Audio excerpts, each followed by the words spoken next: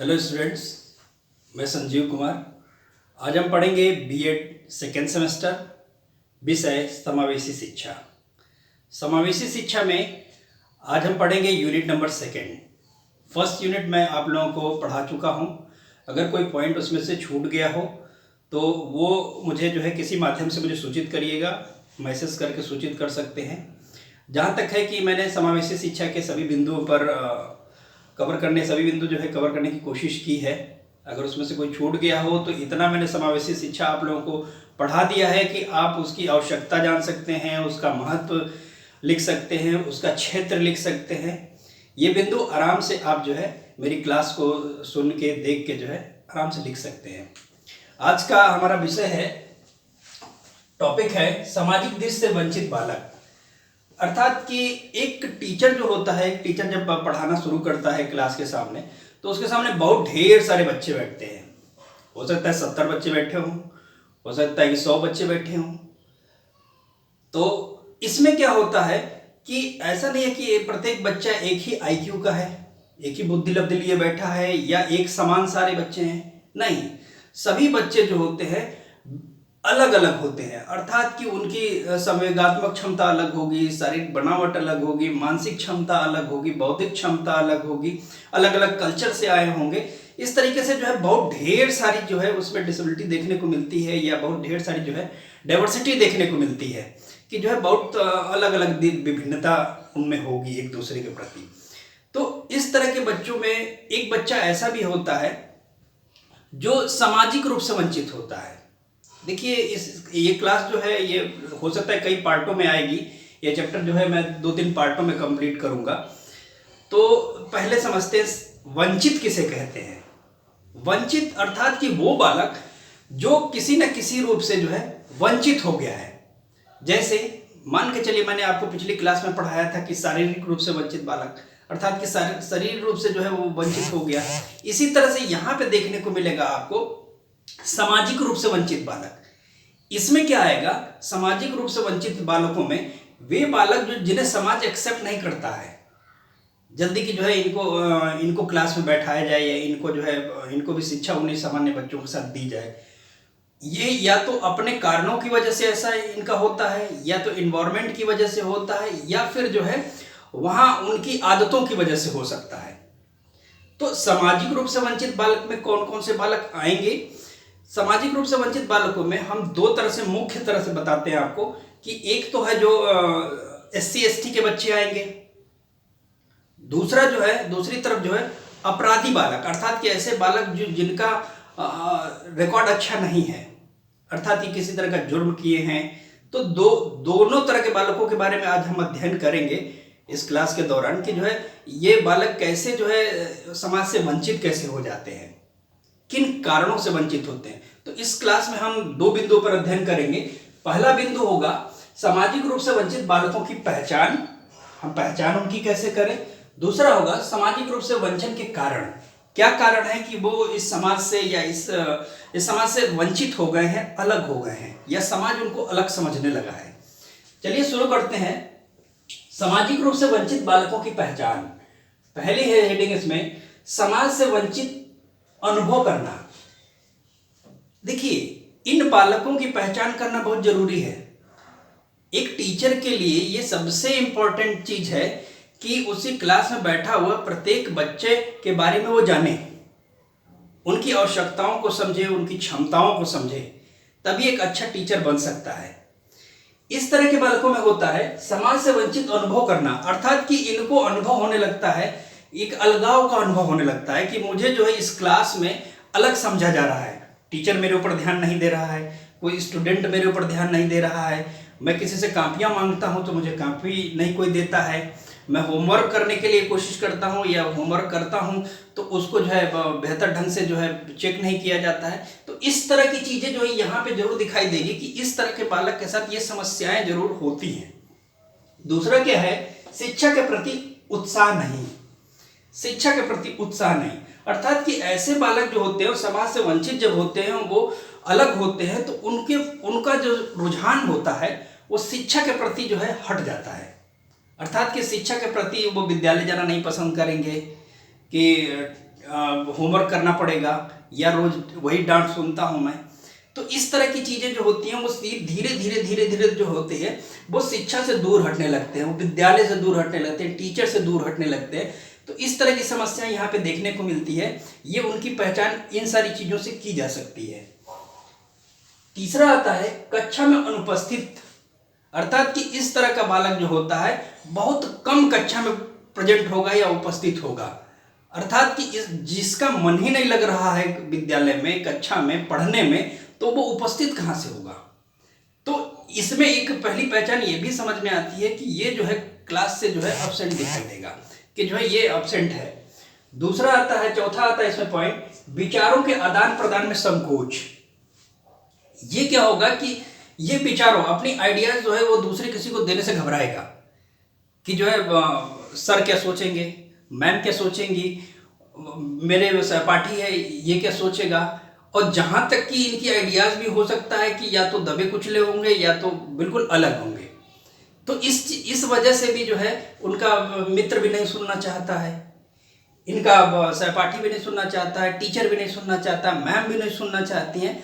तो ये कहीं ना कहीं देखने को मिलता है कि वो अपनी आइडियाज़, अर्थात कि अपने विचारों का आदान प्रदान से करने से घबराता है कि ये जो है अपने आइडियाज़ नहीं बताएगा कि जो है वो मेरे आइडियाज़ ये हैं, मेरे विचार ये हैं। नहीं, वो पीछे क्लास में चुपचाप सीट पे बैठा होगा कि जो है बिल्कुल अकेले, उसका किसी से जो है विशेष लगाव नहीं होता है।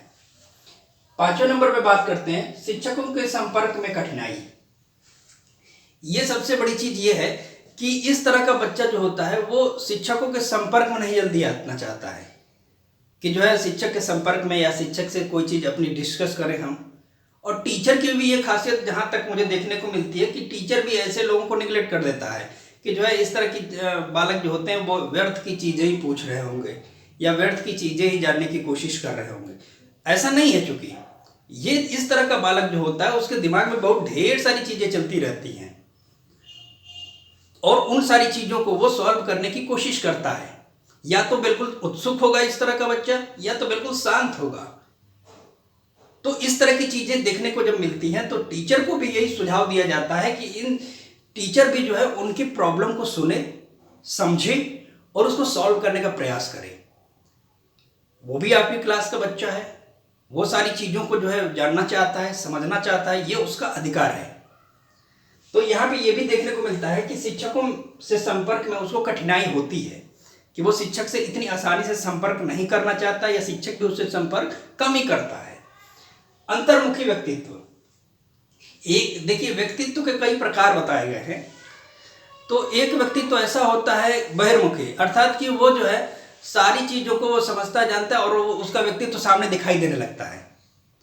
जैसे कि बहुत हंसने वाला व्यक्ति, तो वो सबको दिखाई देने लगेगा कि बिल्कुल हंसता है। बहुत बोलने वाला व्यक्ति, बहुत परेशान रहने वाला व्यक्ति, इस तरह के व्यक्तित्व जो होते हैं वो सामने दिखाई देते हैं। लेकिन कुछ ऐसे व्यक्तित्व होते हैं वो सामने दिखाई नहीं देते हैं, वो अंदर ही चले जाते हैं, अर्थात कि अंदर के व्यक्तित्व की बात कर रहे हैं हम, तो वो बाहर दिखाई नहीं देते हैं। अर्थात कि उस व्यक्ति को आप पहचान नहीं सकते हैं कि ये व्यक्ति कैसा है। जैसे मैंने बताया आपको, हंसने वाला व्यक्ति, तो वो सोच के भी, वो देख के भी समझ जाएगा व्यक्ति कि जो है ये हंसने वाला व्यक्ति है। लेकिन कोई शांत है, उसकी मनोभावनाओं को सामने वो निकल के आ ही नहीं रही है, तो सामने वाला व्यक्ति उसको समझ नहीं पाता है कि वो जो है किस तरह का व्यक्तित्व का व्यक्ति है। तो ये व्यक्तित्व जो होता है वो अंतर्मुखी होता है, अर्थात कि इन बच्चों को समझना इतना आसान नहीं होता है कि जो है प्रत्येक टीचर इनको समझ ले जाए, प्रत्येक स्टूडेंट इनको समझ ले जाए या प्रत्येक पेरेंट्स इनको समझ ले जाए, इतना आसान नहीं है। इनको समझने के लिए इनके पास आना आवश्यक है, इनकी बातों को सुनना जरूरी है तथा उनका सल्यूशन करना जरूरी है।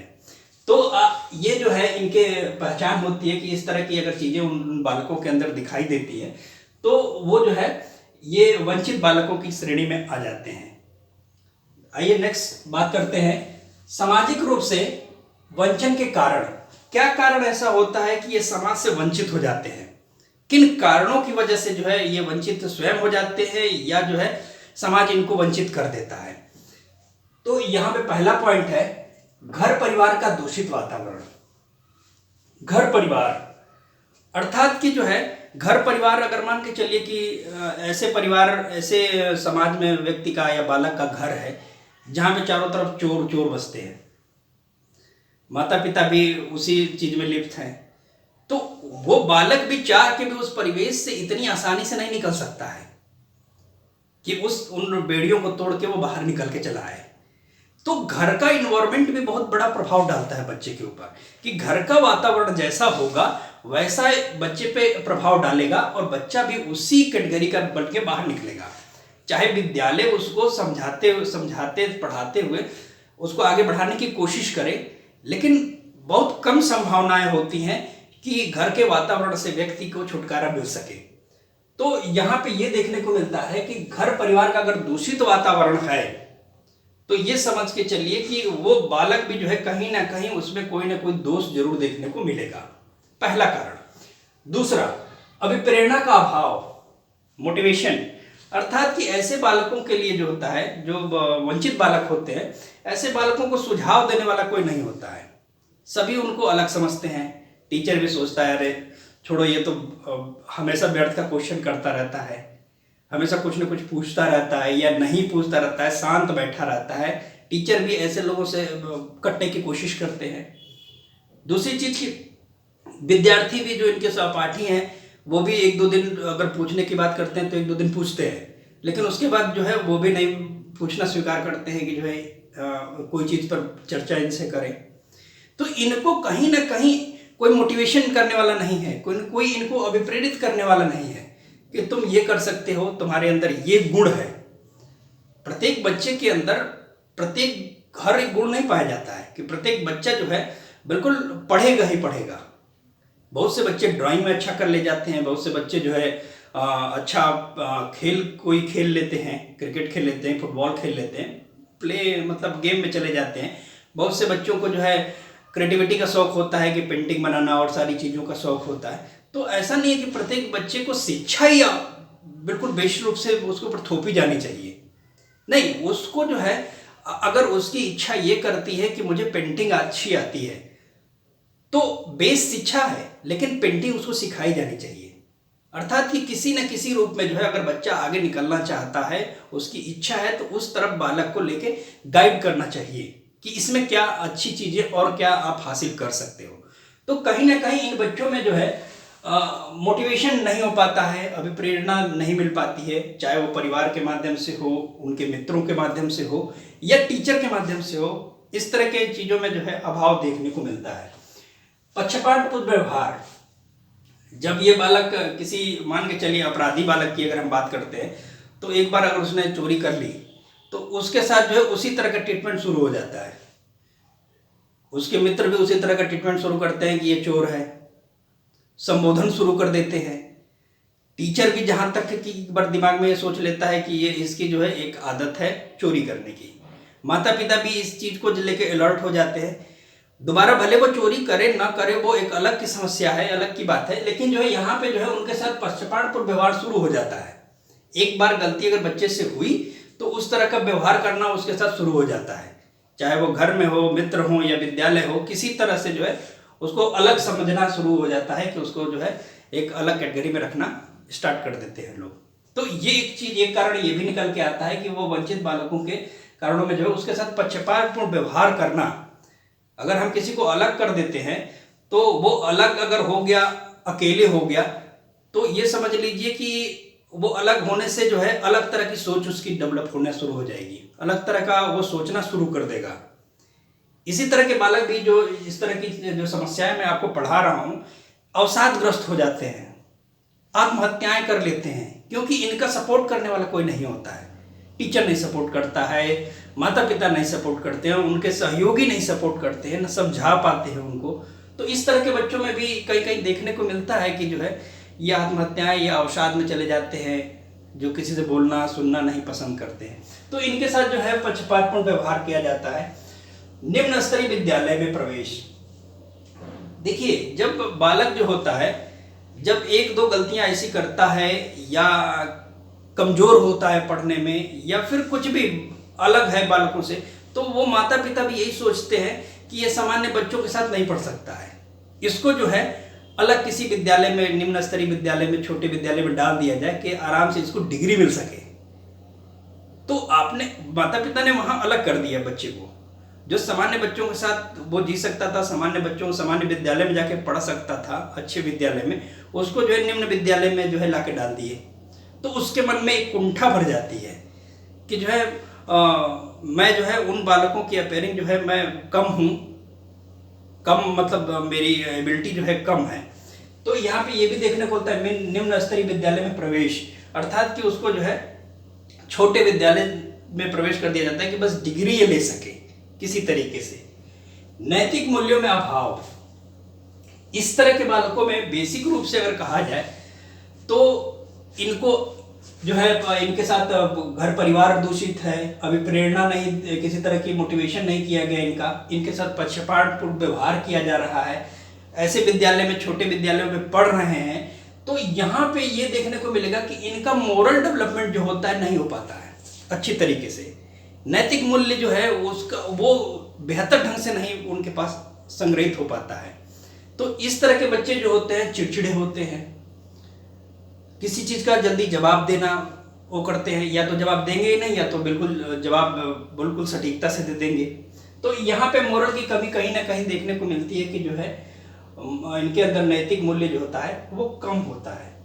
हीनता की भावना, इतनी सारी चीजें जिस बालक के साथ होंगी तो वो बालक जो है अपने आप को हीन जरूर समझेगा कि जो है मैं जो है और लोगों के साथ सही सुटेबल नहीं बैठ पा रहा हूँ, या मेरे दोस्त जो है इस विद्यालय पढ़ते हैं, मैं इस विद्यालय में पढ़ता हूँ, या मेरे दोस्त आगे निकल गए, एक क्लास आगे निकल गए, मैं जो है पीछे हूँ, मेरे टीचर मुझसे सही ढंग से बात नहीं करते हैं, मेरी प्रश्नों का जो क्वेरीज मेरी हैं उसको कंप्लीट नहीं करते हैं, सुन के अनदेखा कर देते हैं, माता पिता भी सुन के अनदेखा कर देते हैं, मित्र भी मेरा जो है वो मेरे प्रश्नों का जवाब नहीं देता है या मुझसे बात नहीं करता है। तो इस तरह की चीज़ें जिनके साथ होगी उसके अंदर तो हीनता की भावना आएगी कि जो है मैं हीन हूँ सबसे, बिल्कुल मैं सबसे बिल्कुल हीन भावना उसके अंदर ग्रसित हो जाएगी कि जो है मैं किसी तरह से सक्षम नहीं हूँ। इस तरह की भावनाएं जो है इस तरह के बालकों में आ जाती है। लोगों की उपेक्षा का शिकार होना, लोगों की उपेक्षा का शिकार होना, जैसा मैंने एक बार उदाहरण आपको दिया था कि अभी कि जो है अगर कोई बालक एक बार अगर चोरी कर लेता है, छोटी सी बात है ये कि अगर एक बार चोरी करता है तो वो सबकी नज़रों में आ जाता है, सबकी रडार पे आ जाता है। दोबारा करे ना करे वो एक अलग की बात है, लेकिन सबके रडार पे एक बार आ जाता है कि जो है ये जो है बालक चोरी करता है, और लोग उसको उपेक्षित करने लगते हैं, अनदेखा करने लगते हैं, उससे जो है सब लोग जो है अलग हटने लगते हैं। तो इस तरह की चीज़ें जो है चोरी की जगह पे हम बहुत ढेर सारी समस्याओं को रख सकते हैं। हो सकता है कि सामाजिक रूप से वो किसी ऐसे परिवार से बिलोंग करता हो, ऐसे परिवार से आता हो जो परिवार का जो है बहुत या तो प्रतिष्ठित है या तो बिल्कुल किसी तरह से किसी चीज़ में संलिप्त है। दूसरी चीज़ यहाँ पे ये भी देखने को मिलती है कि समाज का वंचन जो होता है, समाज जो किसी भी व्यक्ति को वंचित करता है तो उसको बहुत जल्दी एक्सेप्ट नहीं करता है। वंचित का समय एक समय का है और उसको एक्सेप्ट करना बहुत लंबा समय है। तो इस तरह के बालकों में देखने को यही मिलेगा कि उपेक्षा का ही शिकार होते हैं। वो कारण कुछ भी हो सकता है।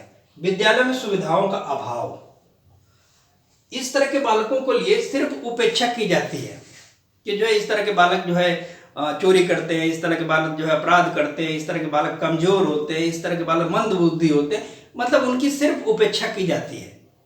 उनके साथ जो है किसी तरह सहयोग की भावना नहीं होती है और ना ही कोई उनको सुधारने के लिए जो है अलग तरह का ट्रीटमेंट किया जाता है।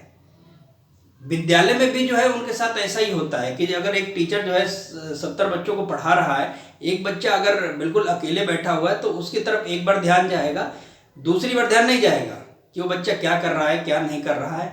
वो उसके ऊपर भी प्रेशर है कि हमको 69 बच्चों को लेकर चलना है। तो इनके लिए विद्यालय में जो है एक अलग तरह की भी व्यवस्था होनी चाहिए, इनकी बातों को भी समझने वाला होना चाहिए, मनोवैज्ञानिक रूप से इन बातों को समझा जाए, स्वीकार किया जाए कि इस तरह के बालक जो है आके सामने से खुल के बात करें इस सब चीज़ों पे। कि जो है इनके लिए एक ऐसी चीज़ों को व्यवस्था की जाए कि जिस पर बालक जो है स्वेच्छा से सारी चीज़ों को रख सके, अपने मन की बात बता सके कि जो है मैम मैंने ऐसा किया है, सर मैं ऐसा हूँ, चाहे मुझसे ऐसी गलती हुई है, एक बार उसकी बातों को सुन के उनका सलूशन किया जाए, तो इस तरह की घटनाएं बहुत कम होंगी। तो मैंने आज आपको पढ़ाया कि वंचित दृष्टि से, सामाजिक दृष्टि से वंचित बालक, उसमें 2 पॉइंट आपको पढ़ाई मैंने, सामाजिक रूप से वंचित बालकों की पहचान और सामाजिक रूप से वंचन के कारण। इसमें मैंने आपको पढ़ाया समाज से वंचित अनुभव करना, शिक्षा के प्रति उत्साह नहीं, कक्षा में अनुपस्थित, विचारों के आदान प्रदान में संकोच, शिक्षकों से संपर्क में कठिनाई, अंतर्मुखी व्यक्तित्व। इधर मैंने आपको पढ़ाया घर परिवार तथा दूषित वातावरण, अभिप्रेरणा का अभाव, पक्षपातपूर्ण व्यवहार, निम्न स्तरीय विद्यालय में प्रवेश, नैतिक मूल्य में अभाव, हीनता की भावना, लोगों की उपेक्षा का शिकार होना, विद्यालय में सुविधाओं का अभाव। अगर हम पूरा टोटल एक तरह से एक बात एक कहें, एक सारे चीज़ों का निष्कर्ष कहें, तो इस तरह के बालकों के लिए जो है कुछ ऐसी सुविधाएं, कुछ ऐसी चीज़ों का प्रावधान किया जाना चाहिए जो मनोवैज्ञानिक रूप से इस पर कार्य करें और उनको जो है उनकी बातों को समझे और उनकी बातों का सॉल्यूशन किया जाए। उम्मीद है मेरी क्लास आप लोगों को समझ में आई होगी। Thank you class.